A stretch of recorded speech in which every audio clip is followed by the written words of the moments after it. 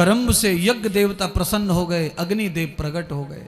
अब कल्पना करो, देवताओं में और राक्षसों में एक आंख नहीं बनती है, पर अग्नि देवता प्रकट हो गए, यज्ञ के देवता अग्नि प्रकट हो गए, और अग्नि देवता राक्षस से कह रहे हैं कि तुम वरदान मांग लो। ऐसा नहीं है कि देवता हर समय राक्षसों से दुश्मनी रखते हैं कि चिढ़ते ना, देवता किसी से नहीं चिढ़ते, सज्जन किसी से नहीं चिढ़ते। जो कुछ चिढ़ है वो उनको है जिनके अंदर अपना निजी स्वार्थ है। राक्षस में ऐसा होता है। देवताओं में इंद्र ऐसे देवता हैं जिनमें निजी स्वार्थ है, उसके कारण इंद्र बार बार इंद्र छोटे हो जाते हैं, परेशान हो जाते हैं, आसन से हट जाते हैं, सिंहासन छिन जाता है। क्यों होता है ऐसा? ये इसीलिए होता है क्योंकि उनके अंदर अपने से ज्यादा बड़ा, अपने से ज्यादा सुखी उन्हें कोई पसंद नहीं आया, इसलिए इंद्र का बार बार मर्दन हुआ है। पर अग्नि देव और कोई देव ऐसे नहीं है। वो कैसे हैं? वो ऐसे हैं कि आज इस व्यक्ति ने हमारे ऊपर बुरा किया, पर अगर ये व्यक्ति सुधर गया है तो इसके साथ अच्छा ही व्यवहार होना चाहिए। अग्निर्भूतानां सुखः, यज्ञ करने वाला व्यक्ति सुखी रहता है। क्यों? यज्ञ का नाम है स्वर्ग, यज्ञो वै स्वर्ग। यज्ञ करने वाले व्यक्ति के जीवन में कभी दुख नहीं आता है, गरीबी नहीं आती है।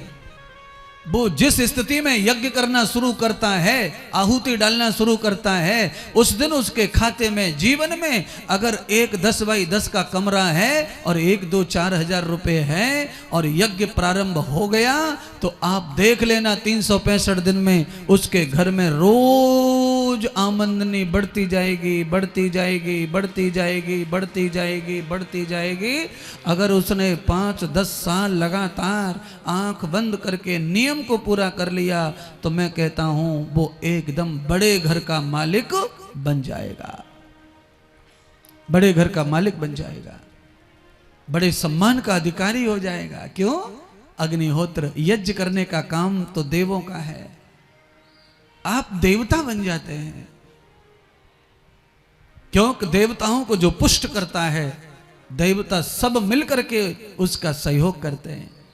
कुबेर जी नहीं सहयोग करना चाहते कभी कभी तो उनके घर धर्मराज जाते हैं और धर्मराज कुबेर को कहते हैं कि तुम्हें मदद करनी ही पड़ेगी मेरी खातिर। क्यों? क्योंकि ये व्यक्ति नित्य हमको भोग देता है, भोजन कराता है। और आप कल्पना कर लेना, आप जिस गाय को लगातार 10 दिन भी रोटी परोस देते हैं अपने द्वार पर, मैं चैलेंज कर सकता हूं, आप ताला भी डाल के चले जाइए पर वो गाय तुम्हारे द्वार पर जरूर हाजिरी लगाने आएगी। आप खिला नहीं रहे, अब तो गए ब्याह में, आप 8 दिन में आएंगे, पर गाय को पता है कि ये खिला नहीं रहा, फिर क्यों टाइम पास करूं, क्यों परेशान रहूं, दूसरे के घर जाऊं ना। आपने 7 दिन भी लगातार उसे खिलाया तो आपने एक कथा कर ली भागवत की, ये समझ लो, आपने अनुष्ठान कर लिया। और जहां ये भागवत हो जाती है 7 दिन की, उनका तो डायरेक्ट संबंध ही हो जाता है, देवताओं से कनेक्ट हो जाते हैं। कथा करने के बाद कर्जा हो जाए थोड़ा बहुत तो आप उसे दिमाग में लेना ही नहीं है, आपको पता चल जाएगा कि साल भर होते होते कर्जा कहाँ चला गया और ये पैसे कहाँ से आ गए, इतने पैसे कैसे इकट्ठे हो गए, तब तो कर्जा हो गया था। कभी नहीं, केवल एक ही चीज है उत्तम, वो है कि व्यासपीठ पे बैठने वाला शरीर भी उत्तम ही होना चाहिए, श्रेष्ठ होना चाहिए, छल से कपट से रहित होना चाहिए।